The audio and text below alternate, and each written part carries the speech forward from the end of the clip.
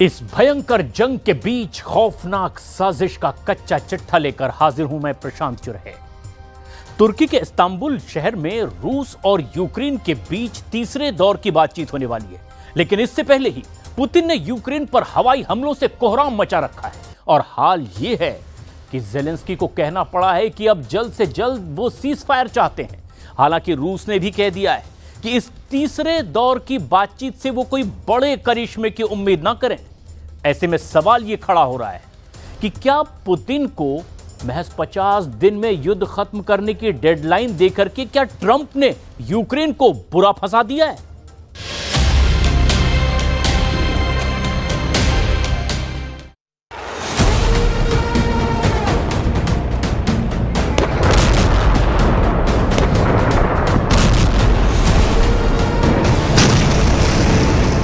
ये हमले बता रहे हैं कि पुतिन ने 50 दिन के अंदर 50 साल वाली तबाही मचाने का फैसला किया है।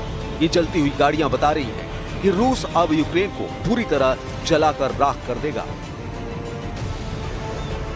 यूक्रेन की कैपिटल कीव की स्काईलाइन में बहुत आग नजर आ रही है। 3 दिन के अंदर पुतिन ने इतना बारूद बरसाया है कि जेलेंस्की की राजधानी जलकर धुआं हो चुकी है। कहीं ड्रोन गिरता है, कहीं मिसाइल। सबसे बड़ी बात यह है कि तस्वीरें अमेरिका तक पहुंच रही हैं। ट्रंप भी देख रहे हैं कि पुतिन को 50 दिन का वक्त देकर उन्होंने यूक्रेन को कितनी बड़ी मुश्किल में डाल दिया है। कीव में रात की तबाही और सुबह का मंजर बता रहा है कि पुतिन का 50 दिन का एजेंडा बहुत ही ज्यादा खतरनाक है। क्या ट्रंप ने एक तरह से पुतिन को 50 दिनों तक यूक्रेन को जलाने का लाइसेंस दे दिया है? क्या ट्रंप ने 50 दिन की जो मियाद रखी है वो जेलेंस्की को हराने का एक डिप्लोमेटिक फॉर्मूला है? Я решила, что сегодня 22 июля я должна жить, и сгорела в итоге машина под ноль. Моя машина пылала дольше всех, я залила полный бак. Красиво пылала, ярко, как я и люблю жить. डोनाल्ड ट्रंप ने 14 जुलाई को पुतिन को बहुत बड़ी वार्निंग दी थी। ट्रंप ने कहा था कि अगर 50 दिनों में युद्ध खत्म करने को लेकर डील नहीं हुई तो रूस पर 100% टैरिफ लगाया जाएगा। 14 जुलाई से 50 दिन गिने जाएं, तो ट्रंप ने पुतिन को 2 सितंबर 2025 तक का वक्त दिया है। सवाल है कि क्या अब 2 सितंबर तक पुतिन यूक्रेन पर इतनी बमबारी कर देंगे कि यूक्रेन में रूस की जीत पक्की हो जाएगी? ज़पोरिज़िया से लेकर खार्किव और सुमे से लेकर ओडेसा, जेलेंस्की का हर शहर इस वक्त पुतिन का गुस्सा देख रहा है। हालात ऐसे हैं कि यूक्रेन का युद्ध सबसे खतरनाक स्टेज पर पहुंच चुका है। लग रहा है कि रूस की फौज कह रही हो, आग ऐसी लगाई कि मजा आ गया। जलती हुई गाड़ियां और इमारतों में लगी आग बता रही है कि यूक्रेन पर अब मौत नाच रही है। Чи ворог знову атакував Одесу? Внаслідок атаки сталася масштабна пожежа автомобілів на автостоянці біля багатоповерхівки. Горіло 12 автівок. Також постраждали супермаркет, тренувальний зал, вибито скління в квартирах багатоповерхівки. अब सबकी नजर पुतिन पर है। इसमें कोई शक नहीं कि रूस में परमाणु बेस पर जब हमला हुआ था तो सबने इसे पुतिन की हार बताया था। लेकिन अब पुतिन लगातार यूक्रेन को झटके दे रहे हैं। रूस के हमले बता रहे हैं कि यूक्रेन पर रहम के लिए अब पुतिन के दिल में कोई जगह नहीं। कीव, खार्किव और ओडेसा पर हो रहे ड्रोन हमलों और मिसाइल अटैक ने जेलेंस्की को चारों खाने चित कर दिया है। हर तरफ आग और आग बुझाने की कोशिश लगातार जारी है, लेकिन ये आग इसलिए नहीं बुझ रही। यूक्रेन पर ये हमले देखकर डोनाल्ड ट्रंप की नींद उड़ गई है। कीव, खार्किव, सुमे और ओडेसा के बाद ज़पोरिज़िया में हुए हमलों ने अमेरिका का नेटो वाला जमीर जगा दिया है। इसलिए डोनाल्ड ट्रंप ने सीज फायर और युद्ध वाले विकल्प चक्र को बार बार घुमाया और इसका फैसला आया युद्ध। क्योंकि पुतिन को 50 दिन का वक्त मिलने से जेलेंस्की को भी लग रहा है कि उनसे कहीं धोखा तो नहीं हो गया। ट्रंप को एहसास हो गया है कि अमेरिका को अब किसी भी सूरत में यूक्रेन को बचाना होगा। लेकिन डोनाल्ड ट्रंप ने सीज फायर की तारीख खींचकर युद्ध को चुना है। यही यूक्रेन का सबसे बड़ा डर है। डोनाल्ड ट्रंप पहले ही साफ कर चुके हैं कि अब यूक्रेन को और हथियार भेजे जाएंगे, जबकि कुछ दिन पहले ही अमेरिका ने यूक्रेन को अहम हथियारों की सप्लाई रोक दी थी। लेकिन जून के बाद जुलाई में रूस के ताबड़तोड़ हमलों ने बता दिया कि पुतिन ना ट्रंप की सुनेंगे, ना ही जेलेंस्की पर रहम करेंगे। इसलिए यूक्रेन अब रोजाना ड्रोन और मिसाइलों के हमलों से दहल रहा है। पुतिन के हमले और तेज हो चुके हैं, लिहाजा ट्रंप को फाइनल कॉल लेनी पड़ी। ट्रंप ने कहा कि अमेरिका यूक्रेन को और हथियार भेजेगा, यूक्रेन को अपनी हिफाजत करने का पूरा हक है। पूरी तरह बिखर चुके यूक्रेन के बाद पुतिन का एजेंडा क्या ट्रंप के हिसाब से चल रहा है? यूक्रेन में लगी आग बता रही है कि पुतिन अब आगे क्या करने वाले हैं। ओदेसा से लेकर खार्किव और सुमे से लेकर कैपिटल कीव, हर शहर को जलाकर रूस ने अपना नया टारगेट सेट कर लिया है। 3.25 साल के युद्ध में शोलों की तादाद बढ़ती जा रही है। अब पुतिन के बाद इस युद्ध की आग में ट्रंप के फैसले ने पेट्रोल डालने का काम कर दिया है। पुतिन को 50 दिन का अल्टीमेटम नहीं, इस यूक्रेन को जलाने का 50 दिन का लाइसेंस कहा जा रहा है। रूस को मिलने वाली हर विदेशी मदद इस वक्त जेलेंस्की के दिलो दिमाग में खटक रही है। उनके साथ नेटो बेशक खड़ा है, लेकिन वो ये भी जानते हैं कि पुतिन के साथ ईरान, चीन और उत्तर कोरिया ने पूरा दम लगाया हुआ है। And there is no significant Russian weapon today that is produced without components, without equipment or materials from other countries. Sadly, including some from Europe and NATO. Yes, of course. And this must stop. Such components can be found in every Russian missile, in most of their drones, and in military vehicles. And it's not just China. Also, Taiwan and some of these parts come from the European countries and from the United States, and every single component or machine tool delivered to Russia's defense sector helps prolong the war and is a crime against peace. Ukraine में Putin के हमलों के बाद ऐसी ही तबाही नजर आती है और तस्वीरें बता रही हैं कि पुतिन अब क्या करने वाले हैं, क्योंकि ड्रोन और मिसाइल धमाकों के बाद यूक्रेन के शहर वैसे ही नजर आते हैं जैसे इजराइल की बमबारी के बाद गाजा नजर आता है।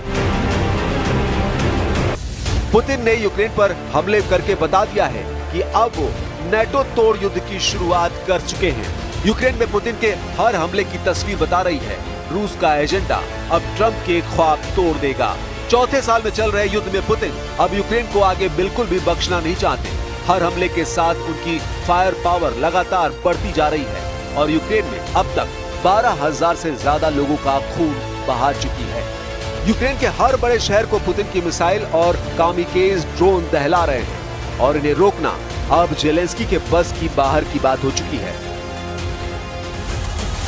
कीव में तबाही बहुत ज्यादा हो रही है और दूसरी तरफ खार्किव और सुमे जैसे शहरों में भी दिन रात बमबारी हो रही है। यूक्रेन के शहरों को जलाकर रूस का अगला टारगेट कौन बनने जा रहा है, ये तस्वीरें बता रही हैं। कैपिटल कीव से लेकर ओदेसा, ज़पोरिज़िया, खार्किव और सुमे, यूक्रेन के हर शहर में रूस की फौज लाशों का पहाड़ खड़ा करना चाहती है। हमले के बाद यूक्रेन पर रहम के लिए अब पुतिन के दिल में कोई जगह नहीं। 3.25 साल के युद्ध में पुतिन के शोलों की तादाद बढ़ती जा रही है। रूस में सुरक्षा परिषद के उपाध्यक्ष दिमित्री मेदवेदेव, जो रूस के राष्ट्रपति भी रह चुके हैं, उन्होंने कहा कि यूक्रेन को लेकर अब बस एक मकसद है, संपूर्ण जीत और यूक्रेन में नाजीबाद हुकूमत की 100% तबाही, जिसे पुतिन पूरी तरह खत्म कर देना चाहते हैं। यूक्रेन को हथियार सप्लाई फिर शुरू करके ट्रंप ने बता दिया कि अब वो सीज फायर नहीं, युद्ध के पक्ष में है। ट्रंप ने इसका फैसला ऐसे वक्त किया है जब वो युद्ध रोकने वाले अपने दावे को चीख चीख कर दुनिया के सामने बता रहे हैं। जेलेंस्की जबरदस्त उलझन में है। यूक्रेन पर पुतिन के ताबड़तोड़ हमले जारी हैं और दूसरी तरफ ट्रंप बहुत खामोशी से देख रहे हैं कि आगे क्या होने जा रहा है, क्योंकि जुलाई के साथ साथ उन्होंने पूरे अगस्त का वक्त पुतिन को दे दिया है। अब अगले करीब 1.5 महीनों तक यूक्रेन पुतिन के ड्रोन हमले झेलेगा और आग कीव और खार्किव से बढ़कर उन शहरों तक फैलेगी जहां अब तक यूक्रेन बचा रहा है। ट्रंप ने इस वक्त कई नए हथियार यूक्रेन को बेचने की बात कही है और उनका नया नजरिया बता रहा है कि पुतिन को लेकर ट्रंप कुछ बदले नजर आ रहे हैं। हाल ही में डोनाल्ड ट्रंप पुतिन के लिए बहुत कड़वे शब्दों का इस्तेमाल कर चुके हैं। ट्रंप ने जो कहा है उसके मायने साफ है कि पुतिन के सिर पर खून सवार हो चुका है। ट्रंप बता रहे हैं कि पुतिन अब न रुकेंगे न माफ करेंगे। ट्रंप का दावा है कि पुतिन अब बहुत ही सख्ती से यूक्रेन को कुचल डालेंगे। And if I can stop a war, because I have an ability to do so, I'm disappointed, frankly, that President Putin hasn't stopped. I'm not happy about it either. इससे पहले Ukraine में युद्ध को लेकर Trump के office में बड़ा alarm बजा था और ट्रंप के आदेश पर पेंटागन ने ऐसा फैसला किया जिसके बाद जेलेंस्की के पैरों तले जमीन खिसक गई। पेंटागन ने कहा कि अमेरिका के पास हथियारों का स्टॉक कम हो रहा है, यानी अमेरिका के पास अपने हथियार खत्म होने वाले हैं, इसलिए यूक्रेन को कुछ हथियारों की डिलीवरी रोकी जा रही है। इनमें अमेरिका की पैट्रियट एयर डिफेंस सिस्टम की मिसाइल थी, हाइमार्स मल्टी रॉकेट सिस्टम के रॉकेट थे, हेल फायर मिसाइल और 155 मिलीमीटर वाली तोप के गोले शामिल थे। इनमें वो जरूरी एयर डिफेंस सिस्टम और उनकी मिसाइल शामिल हैं, जिनके जरिए जेलेंस्की पुतिन के ड्रोन और मिसाइल अटैक को रोकने में बहुत हद तक कामयाब रहे हैं। रूस न सिर्फ यूक्रेन के बड़े सैन्य ठिकानों पर हमला कर रहा है, बल्कि उन सेंटर्स को भी टारगेट किया गया है जहां यूक्रेन की सेना नए सैनिकों की भर्ती कर रही है। इससे पहले यूक्रेन रूस के कई सैन्य ठिकानों, तेल रिफाइनरी और हवाई अड्डों को ड्रोन से टारगेट कर चुका है। सबसे खतरनाक तो जेलेंस्की का ऑपरेशन स्पाइडर वेब था, जिसमें यूक्रेन ने रूस के 4 एयरबेस पर 117 ड्रोन से हमला किया था और पुतिन के कई परमाणु बमवर्षक और फाइटर जेट तबाह कर दिए थे। जेलेंस्की की शिकायत है कि पुतिन अब कई देशों के साथ मिलकर यूक्रेन को तबाह कर रहे हैं। We all understand that the source of this war and the long-term threat to the European way of life is Russia. But in reality, we are not just facing Russia alone. We are facing a network of state and non-state actors that are serving the cause of aggression. This network includes Russia, North Korea, the current regime in Iran, Chinese companies. Ukraine के लिए सबसे बड़ा खतरा Iran का शाहिद 136 है, जो एक आत्मघाती ड्रोन है। इसे रूस ने यूक्रेन के हर मोर्चे के खिलाफ इस्तेमाल किया है। इसी ड्रोन से यूक्रेन के एयरबेस से लेकर हर मिलिट्री बेस को टारगेट किया गया है, क्योंकि ये ड्रोन अपने टारगेट के 2 मीटर के दायरे में गिरता है, यानी हमला ऐसा सटीक कि दुश्मन का बचना नामुमकिन है। आत्मघाती शाहिद 136 ड्रोन अपने टारगेट से टकराकर बड़ा धमाका करता है। धमाका ऐसा कि जहां टकराता है उसका पुर्जा भी टुकड़ों में तब्दील हो जाता है। ये तस्वीरें बता रही हैं कि पुतिन के ड्रोन अटैक के बाद यूक्रेन का हाल गाजा जैसा होने लगा है। यूक्रेन पर होने वाले ड्रोन अटैक में शाहिद ही सबसे ज्यादा बदनाम हुआ है। यही वजह है कि जेलेंस्की से लेकर ट्रंप तक सबको इस बात का एहसास है कि पुतिन की ये ड्रोन पावर पूरे यूरोप में तहलका मचा सकती है। रूस ने अब तक ड्रोन का इस्तेमाल यूक्रेन के एयर डिफेंस को तबाह करने में किया है।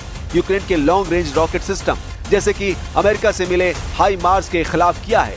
रूस ने इसके जरिए यूक्रेन में बिजली सप्लाई करने वाले ठिकानों पर किया है। पुतिन के इरादों को टक्कर देने के लिए यूरोप में नई कोशिश शुरू हो गई है। जेलेंस्की हर उस शख्स तक पहुंच रहे हैं जो यूक्रेन को हथियार दे रहा है या फिर आगे दे सकता है, यानी जेलेंस्की लगातार सप्लाई रूट बरकरार रखने के लिए फील्डिंग कर रहे हैं, क्योंकि अगर यूक्रेन को हथियार मिलने बंद हुए तो समझ लीजिए कि जेलेंस्की की सेना 24 घंटे भी पुतिन के आगे नहीं टिक पाएगी। और ये बात डोनाल्ड ट्रंप भी बहुत अच्छी तरह जानते हैं।